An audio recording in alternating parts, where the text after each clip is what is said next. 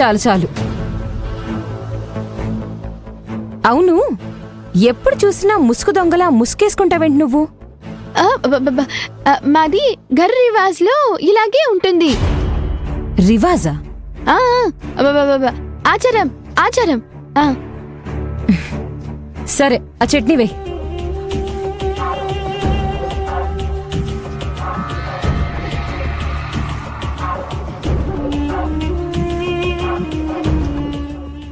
Malik G, ఏకీ విషయం అడిగేది ఉంది.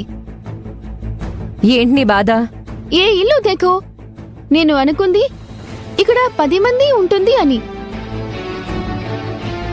ఈ ఇల్లు చూస్తే లంక అంతా ఉంది, కానీ ఏకీ ఔరత్ మీరంట. నీ సగం సగం తెలుగు రిమిక్స్ ఏంటి నాకు? ముజే మాఫ్ కరో దీదీ. దీదీ ఏంటి దీదీ? నీ లిమిట్స్ లో నువ్వుండు. చెప్పిన పని చేయి చాలు. ఓ మేరీ మాలికిన్, గుస్స వద్దు వద్దు. మీరు ఒక్కరే ఉన్నారని మేరీ బీబీ అడిగింది. ఏదో వరుసలు పెట్టి పిలిస్తే మీకీ మాకీ బాగుంటుంది అనుకుంది, అంతే.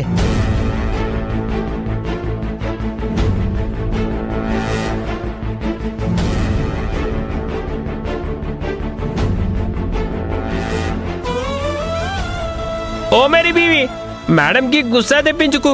మేడంకి కుటుంబం ఏ తీర్థయాత్రకో వెళ్ళుంటుంది.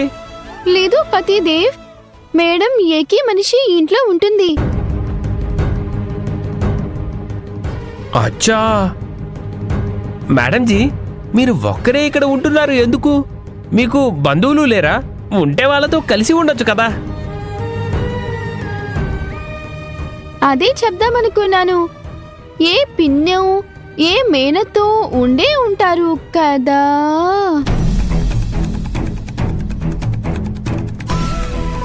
ఆడపిల్ల అన్నాక పెళ్లి పిల్లలు అంటూ కాస్త మచ్చట ముచ్చట ఉండాలి. ఒంటరిగా ఉంటే ఎలా? ఇంకాపుతారా మీ కుటుంబం గోలా?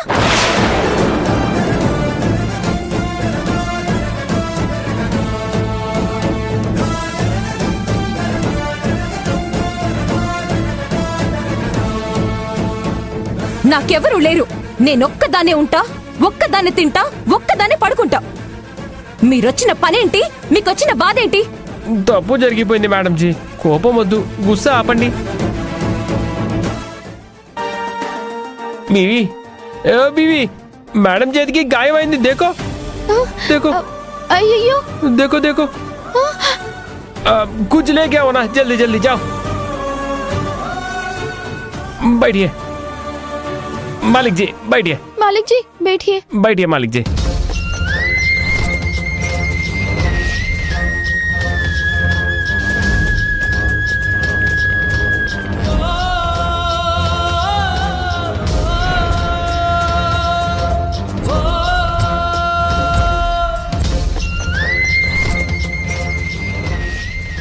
ఒంటరిగా ఉన్నప్పుడు ఆలోచనలు ఆందోళనలు ఉంటాయి.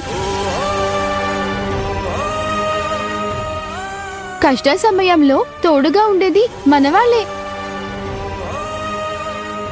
మన అనుకున్న వాళ్ళు పక్కన ఉంటే ఎలాంటి బాధ అయినా దూరం అవుతుంది. కష్టం కూడా భారంగా ఉండదు.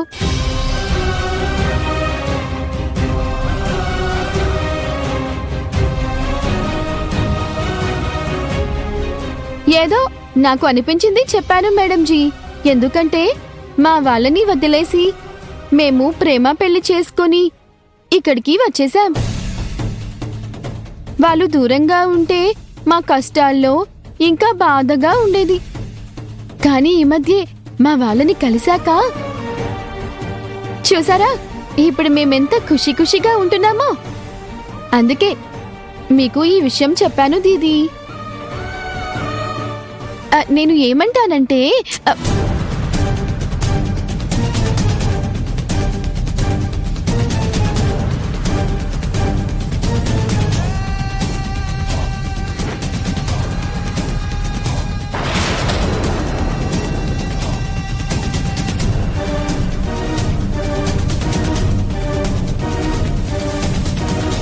ఈయన మా నాన్నగారు.